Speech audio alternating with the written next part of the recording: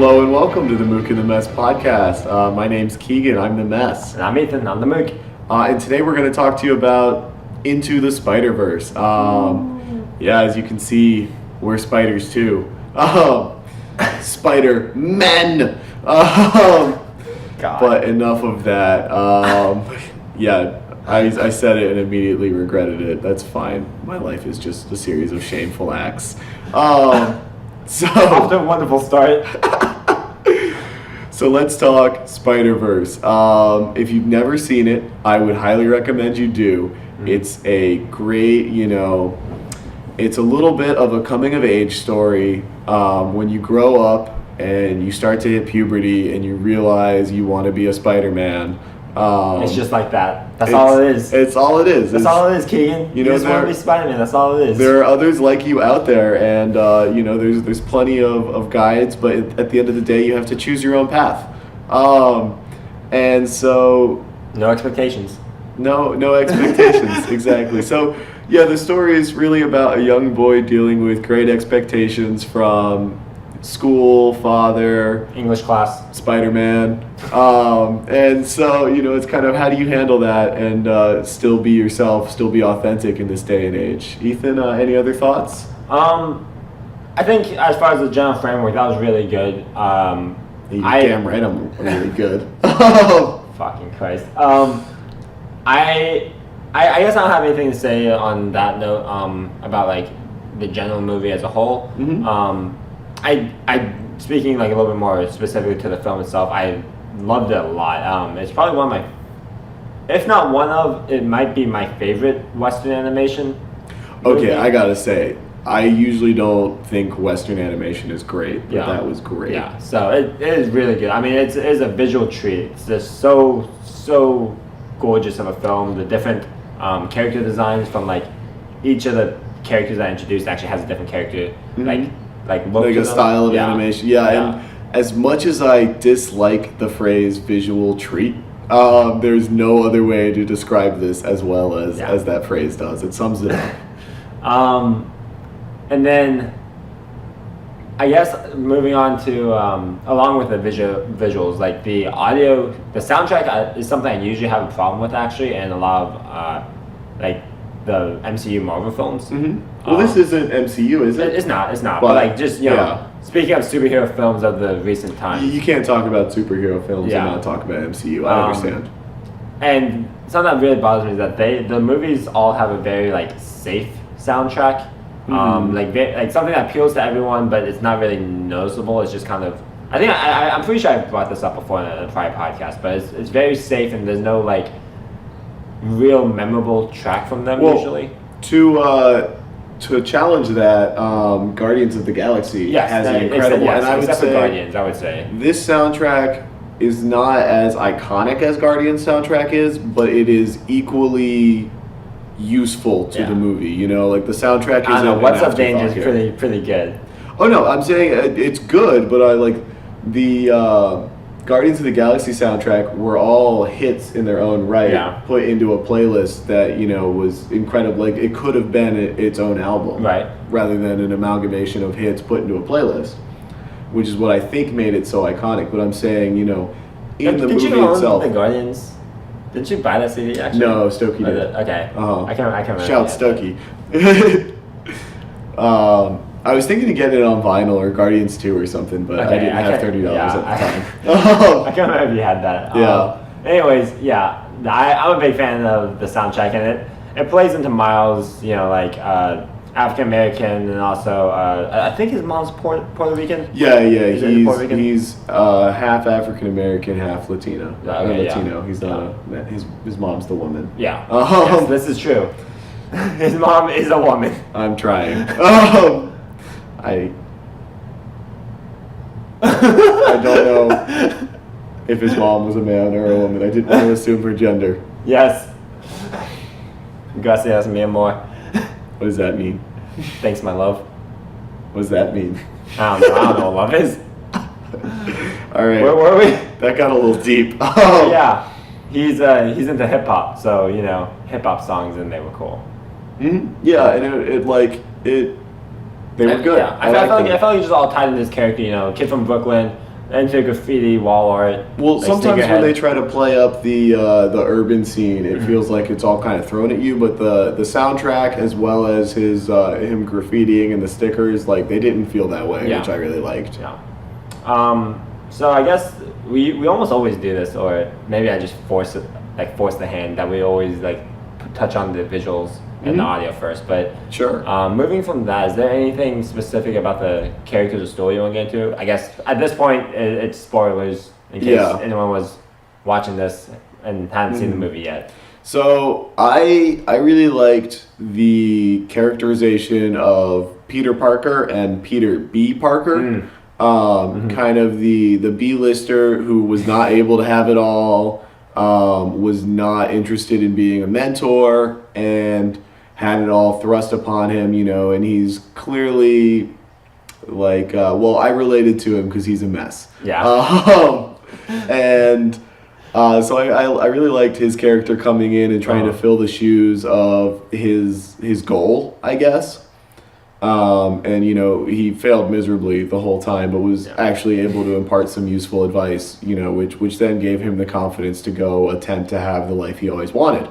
And I really liked that characterization and that idea of like, you don't necessarily get the best person for the job, but if the job is right, the best person or the person will become the best they can for it.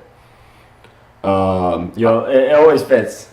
Yeah. Eventually. We can't all be Chris Pine, but, we can try our hardest and get kind of close. And then there was John Mulaney as Peter Porker. Peter Porker. I love John Mulaney. Just hearing his voice makes me laugh, honestly. So he got 3 points from me. I think a really cool thing about the film, too, that I don't think the trailers really did it justice because... They did not. Yeah, I was not sold by the trailers. And I usually don't watch trailers to begin with, but the film kind of advertised itself, at least from where I usually see ads and stuff, kind of like... Yeah. To me, it just seemed like a Spider-Man film that, like, it was not connected to MCU, it's not connected to anything else, so it was just like a new Spider-Man film that... The Spider-Man for the rest of us. Yeah. And every man. And every Spider. But after watching the trailer, I had this assumption that John Mulaney's Peter Porker was just going to be a huge joke. And while he was used for comedy, he was a huge joke. But he also never felt out of place. No. Despite looking like he's straight out of Looney Tunes in this, he never felt out of place to me. And on top of that, nobody ever talked about Penny Parker, the anime girl spider. Hajime Master. And she was a nice addition to the film, a nice surprise. Maybe it's because I have enough kind of, I've been into the anime culture enough to understand a lot of the a lot of the things they were kind of joke jabbing at with her. But I liked her as a character. Like she really helped keep the other characters level, and I just feel like the side playing characters didn't get as much attention as they should have because Gwen and Peter were huge in the trailers and the way it was marketed, and then Nick Cage was Nick Cage, and and then there's the gag pig that would get mentioned occasionally, and no one. I mean, I didn't even know she was a character in the film before we saw it, and it's been 4 months since it came out. Yeah. So I pleasantly surprised. That's what I'll say with Penny. She was a good character. Yeah, I think all the characterizations were good, and it had a very, along with the coming of age that Miles went through, I think it had a nice, everyone can relate to someone in here. Yeah, and do you want to talk about kind of the different lines of development? So Miles had a coming of age, boyhood to manhood. He learned something about commitments he makes. He learned something about the importance of family. He kind of learned not to care as much what other people thought, because in his first couple days of high school, he was basically crippled by his insecurities compared to everyone else. And then we had Peter B. Parker, which was a pretty straight line from out of the game and feeling sorry for himself to picking himself back up and getting in there. I mean, Miles is definitely someone I could relate to back when I was 15. Yeah. And Peter is someone I can relate to a bit 15 years too early. True. I mean, yeah, I can. see myself becoming Peter B. Parker, and I want to heat it off as early as possible. I just don't know how. Maybe I just need to meet a young Spider-Man to guide. And then we have Gwen, who was kind of rock steady, holding everyone together, and she certainly felt a little out of place because she was the newest Spider, I think, other than Miles. And she was constantly trying to prove herself, but everyone else assumed that she was kind of on top of it all. So everyone else saw her as an authority figure, but I don't think she saw herself that way. I think kind of seeing that she had a handle on things was a good confidence boost for her that kind of happened off camera. Something that, and I wouldn't say I take issue with it because I still liked Gwen as a character. You take issue? I wouldn't say. Okay. I wouldn't say this, but thinking about it now, like talking about it out loud, Gwen, she's kind of a Mary Sue. Like she didn't like this.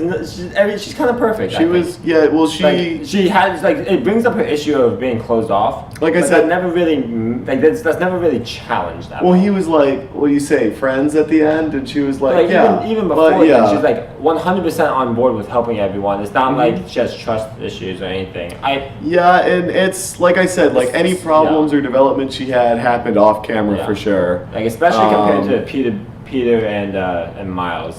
And then I mean Nick Cage kind of just discovered color. I'm sure that's enough of a he was this grizzled maniac of a detective, having problems connecting with any human being, really trying to decipher if he was going to be cold and closed off forever or if he was willing to open up. And then he kind of shows up and sees all these kid spiders and he's like, you know what, let's adventure together. Let's just go have a grand old time. So I don't think... Big Daddy just decided to cosplay as Spider-Man and he just got it all wrong, so... I don't think character development was really huge at the list of traits we wanted to put in the movie. Other than Miles and Peter. But I mean, they're good, but it's overall pretty what about the father? The father had some character development as well. Is his name Jeff or Jeff? Is it Jeff Davis? I didn't think so. I didn't think it was Jeff. Yeah. Officer Davis. I think he was definitely a good father. The way the family plays. He learned to communicate with his son better. He kind of found that road, and that had a lot to do with Miles' growth as well. But he had to change too to meet that. I like seeing that. It was very wholesome. Because he was controlling before, sticking him in the car. You don't get a choice, yada yada. And at the end of it, he's like, "Well, you've grown into your own man. I just want to be here for you. I want to be able to talk." Yeah. And that. I think that's especially. Since Miles is obviously the main character, and we're dealing with a Spidey who's a little bit different than the normal high school Peter Parker people are used to. Seeing a true father figure who's through the whole film instead of Uncle Ben. And then death, and then death again.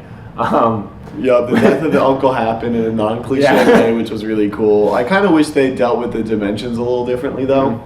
I kind of wanted more. I mean, I get that this movie is kind of more for a young audience, but I kind of was hoping for more of a dimensional thinker. Maybe a little bit of I don't know, man. We got two people who got killed on screen, and you want something that's more mature than. I'm not saying more mature. I'm saying it's interdimensional, there's the quantum involved, and they spent the entire movie in one dimension with no issues other than the occasional glitch when things needed to happen. Because of that, I would have loved to see... a Jimmy Timmy Power Hour? Yeah, that's what we got. Yeah. But what I was hoping for was more they have to go through different dimension A to dimension B to dimension C, to fix the problem in each person's universe or something like that. Nickelodeon video game where you can play all the Nickelodeon protagonists. It's on the GameCube. I highly recommend it. Oh, I played that one. Yeah.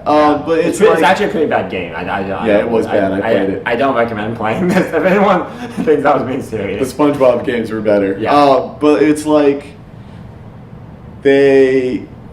everyone's adjusting to Miles' dimension. And so it's everyone after Peter B. Parker who needs to figure out what's going on or whatever, and they're just oh my gosh, these things are different. It's I get with the program, we've been here. Whereas, if we had to see Miles grow in Gwen's dimension or something, or and then all of them together being, you know, unable to comprehend Peter Porker's dimension, then, you know, like it would have been different. I don't know that I would have liked it as much, but that's what I was expecting going in, Yeah, and that that's expectation fair. wasn't met, but not in a bad way. If Yeah. you know what I mean. I think one good thing about opening up the movie this way Yeah. was that, you know, they introduced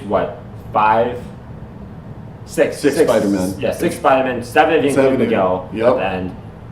And they can pretty much go anywhere. So Yeah, it's open for sequels in other dimensions with other characters if they so chose. I love that they just met the Spider-Man meme, embraced it, Multi-Spider-Man, but And- especially the pointing one.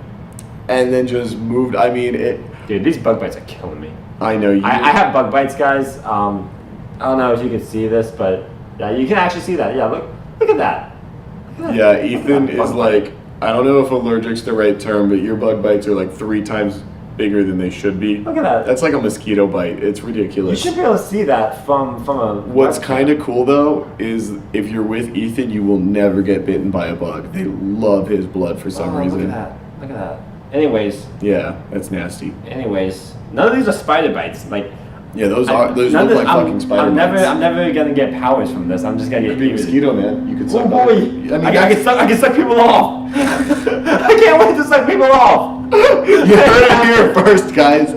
Oh no, my God. but like, Mosquito Man, I mean, he's basically just like an uglier vampire, like with less powers. That'd be cool. Oh boy. I guess you could fly and have like a couple extra legs. Yeah, I could do that.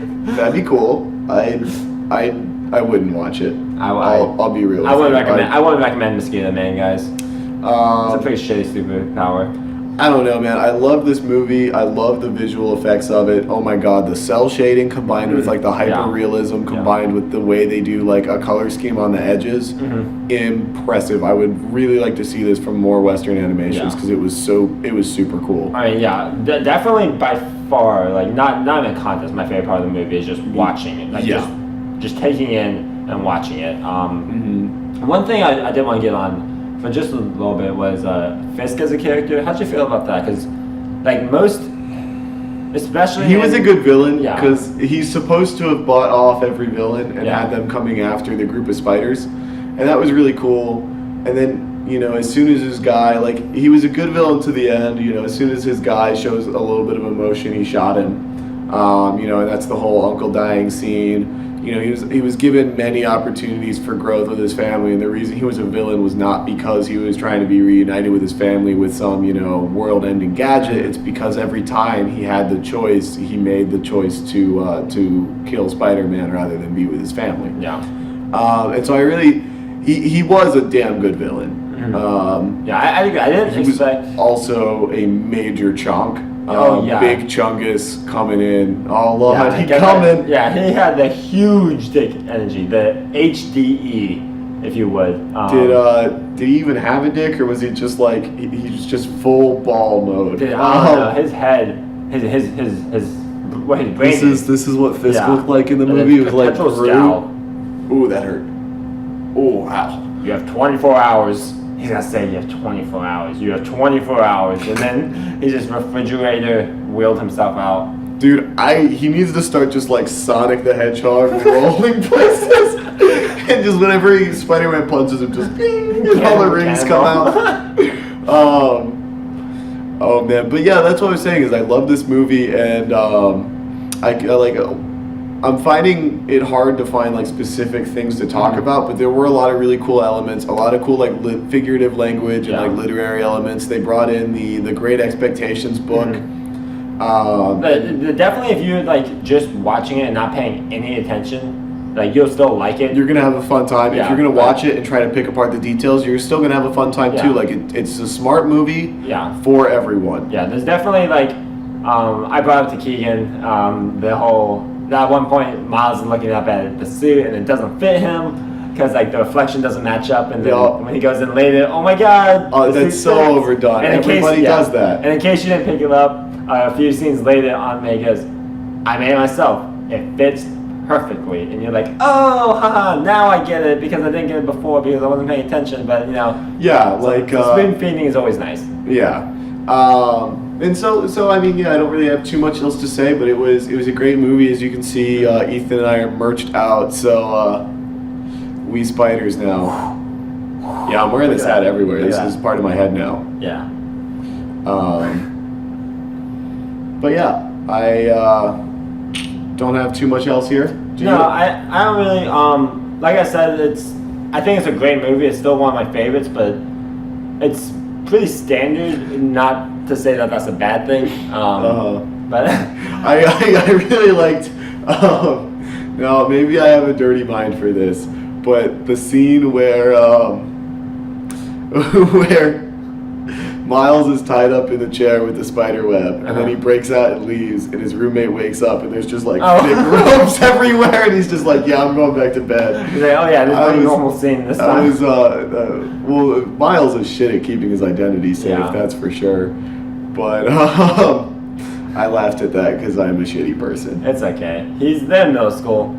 Just blast him out. He'll come wherever he wants. It's his own fucking dorm room because it's in middle school. Man. Yeah.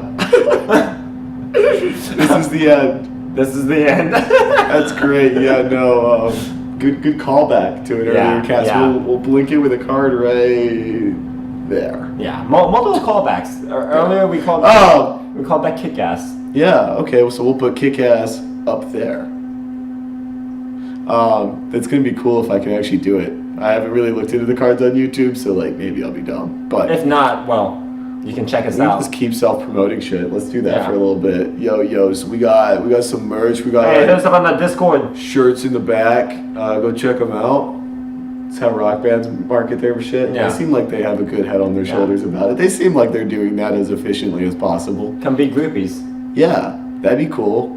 You don't know this, and we have a very good audience, and by that I mean we're very mean people and we're very strict about it, but there's like 30 girls in the room watching this happen, all our groupies, and if they talk, they die. Yeah, so come join me. So join the crowd. Want to see your families again. You'll stay quiet. Okay, I should never say, I shouldn't be allowed to talk. I should just be here to like make reaction shots. Yeah. Ooh, we could do that though. We could get a bunch of clips and I could be all like, or like, wow, or like, oh my gosh, or that's very interesting. Please keep talking about it, and we can just cut those shots. What's the JoJo one? It's like, what's that is. or there's Joseph, and he like comes in like that with like a cat style kick or something, and then Jotaro's all just, I'm gonna point at you because I'm Clint Eastwood, and then you got, I forget what Josuke's is, and then Giorno, he like grabs the chest because he shows all the cleavage and shit. And that's all the JoJo's poses I know. But we could meme for a while. We could Dito. I can't do it sitting down because I don't have the core strength. But that's okay. Maybe someday. Maybe when you become a vampire. Maybe whenever I finish. I reject my humanity. Oh my god, I would love to be vampires. Oh my god. Okay, well. Yeah. Thanks for humoring that. That last 2 minutes there. Anyway, speaking on what's coming up, I think we're going to do Star Wars next. Yeah, either Star Wars or maybe Scott Pilgrim. Those are two ones in the future. Yeah, so we're thinking of doing OG trilogy Star Wars, doing like a short episode after each one we watch. Maybe we do those like in quick succession and just put like 3 videos out at once and just have them like all linked to each other. Yeah, maybe just like 10 to 15 minutes each. Because if we watched them all in the same day and like did all the podcasts in the same day, that'd be very cool. That would actually be a cool little thing. I would like to have it. I was gonna say I'd like to have it as a drunk episode, but last drunk episode. Okay. We can have it as a buzzed episode. I mean that'd be nice. Maybe like two beers a video. Yeah. So we drink a beer while we watch the movie. Yeah. Drink a beer, like shotgun or chug or something, right before we start. Mm-hmm. And then we come up and we go down as we talk. And then for the next video, we're up here because we had those beers earlier that aren't quite out of the system, and then we tank. Down. And then when we're down here, it's really sad, so we gotta drink another beer on the. And then. Oh, were we not? That didn't make any clappy. Oh, we just touched hands. Also, Keegan's hands are very clammy. They are. I'm the clam man. I'm the clown. The screaming moist. The wet willies. The deep down crazy. The screaming moist. Ethan hates Futurama, but I can get him to quote it now. Let's keep this video short. Bye bye, guys. Bye.